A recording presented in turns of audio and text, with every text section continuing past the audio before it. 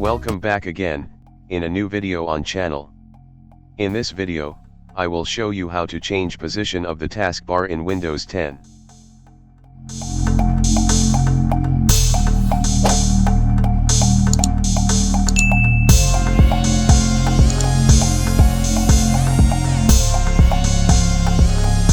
In Windows 10 the taskbar default position is bottom of the screen. Go to the search bar and write taskbar, and then select taskbar settings.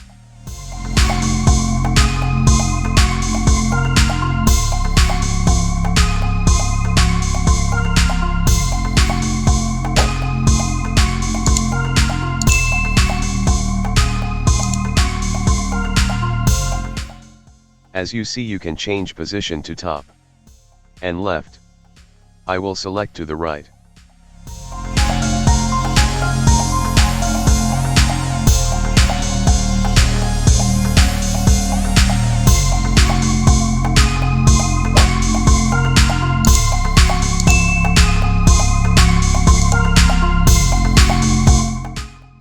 You can select auto hide as well.